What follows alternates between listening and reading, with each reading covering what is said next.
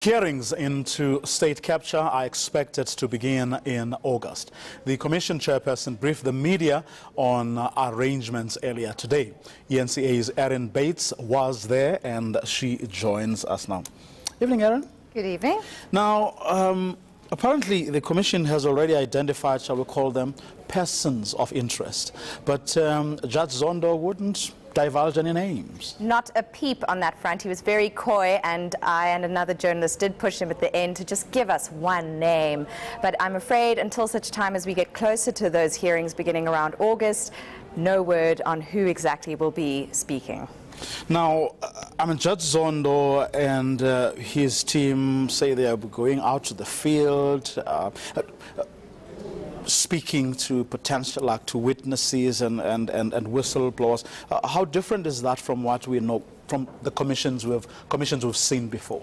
Well, I think what is important on that whole issue of the witnesses is that today Zondo said the investigators were set to go out sooner. So when he spoke in March, he said that within a matter of days the investigators would hit the ground running and start going out and vetting potential witnesses in the inquiry. That didn't happen. And he explained today the reason that didn't happen was because there needed to be consultation with various other arms of government. And of course there is a lot of sensitivity around the exact matter these investigators are going to look into. The head of investigations also saying that they're looking for the best, the cream of the crop in terms of investigative minds and expertise on this inquiry. So that process is really not underway as yet, although we did hear today that some agreements have been signed with investigators and some should be signed by the end of next week.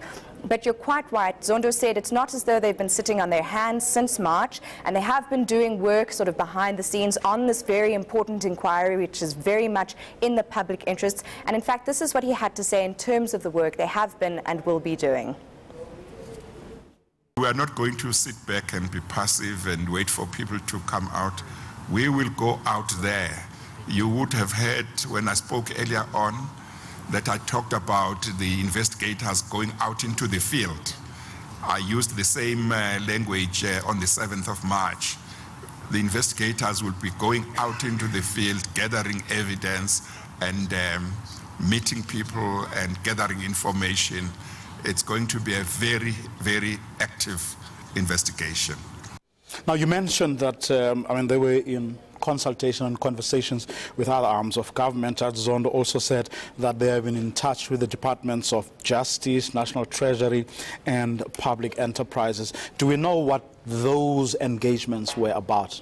Exactly. Not the minutiae of them, but we do know, for example, that information from Parliament around their inquiry into Eskom has been handed over to Zondo and his team. The same goes for some of the information that is with the Office of the Public Protector. And there I asked, are you confident that the integrity of the records and documents you've received from the Office of the Public Protector are intact? His answer was that they will vet all the information, all the records they receive, and that will include any information they get from the public. Now that they have a website, a phone number and a call center, and they will also be publishing information through the Government Gazette on basically a call to the public. If you have information on state capture, come forward. Interestingly, following that, just looking at some of the tweets from people who watch eNCA and who are interested in this inquiry, asking what about white monopoly capital? You know, what about other elements of state capture that maybe aren't front of mind for this inquiry? It's important to underline their mandate is really driven by what's in that state of capture report the Public Protector released in 2016. In fact, those arguments were there even before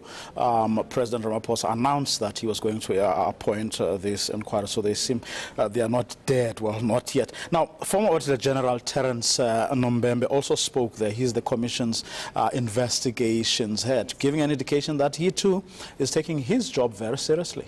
Yes, and there have been controversies and criticisms around Nombembe. Yeah, some parties didn't even want him there. Very specifically, the EFF, they released a statement. Julius Malema spoke out about his role at SAICA when he was announced as part of the team on this inquiry. Their concern is over over 1 million rand payment from Trillion Capital to SAICA's bursary fund, and the EFF arguing that that would be grounds to remove Nombembe because they believe he's not unbiased, or he couldn't be unbiased in his work. Today we had a reporter asking Zondo about a tweet someone had issued, again accusing Nombembe of sort of dubious dealings with certain politically exposed people.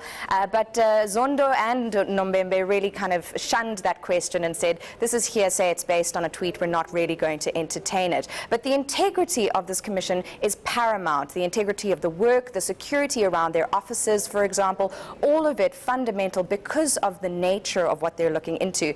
And interesting to hear that everyone is being very strictly vetted, including the cleaners, anyone who works at that call center, up into the higher echelons of the inquiry.